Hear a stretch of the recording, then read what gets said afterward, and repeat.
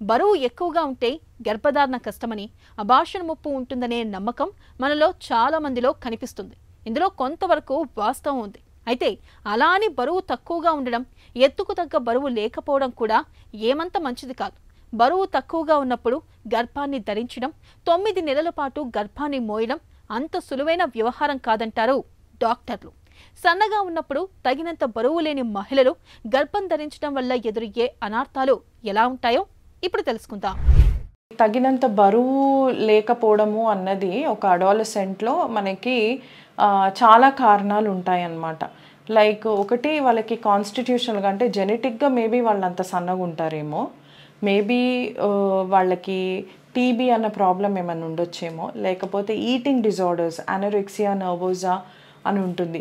So అంటే వాళ్ళకి అసలు లాస్ ఆఫ్ ఎపిటైట్ ఉండడము, లేకపోతే క్యాన్సర్ రోగం ఉండడము, లేకపోతే హెచ్ఐవి రోగం ఉండడము, లేకపోతే ఏదైనా మందుల వల్ల సైడ్ ఎఫెక్ట్స్ వల్ల వాళ్ళు వెయిట్ లాస్ తగ్గుతూ ఉండడము, లేకపోతే గ్రోత్ స్పర్ట్, మనకి ఎప్పుడైతే టీన్ నుంచి అడాలసెంట్ టైంలో సడన్గా గ్రోత్ స్పర్ట్ వస్తుంది పిల్లలకి, అలాంటప్పుడు వాళ్ళకి బాగా బాడీ ఏక్స్, లో గ్రేడ్ ఫీవర్, ఇలా కంటిన్యూస్ వెయిట్ లాస్ ఇట్లా ఉండడం అనేది జరుగుతుంది అనమాట.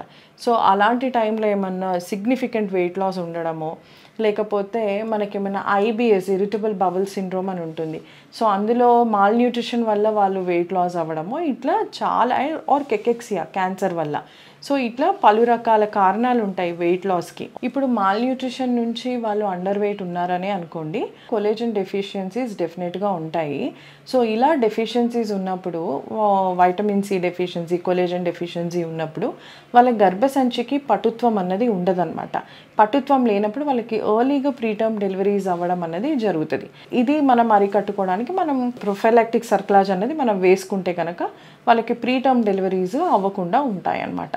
సో ఇదొకటి. మిగతావన్నీ మనం డిసీజ్కి తగ్గట్టు, మనం ఇందాక మాట్లాడుకునే డిసీజెస్ అన్నీ మనం అన్నీ ఇవాల్యుయేట్ చేసుకొని సేఫ్ జోన్ వచ్చాక ట్రీట్ చేసుకున్నాక వాళ్ళు ప్రెగ్నెన్సీ అయితే వాళ్ళు హ్యాపీగా 9 months హ్యాపీగా వాళ్ళు ప్రెగ్నెన్సీ అనేది కంటిన్యూ చేసుకోవచ్చు.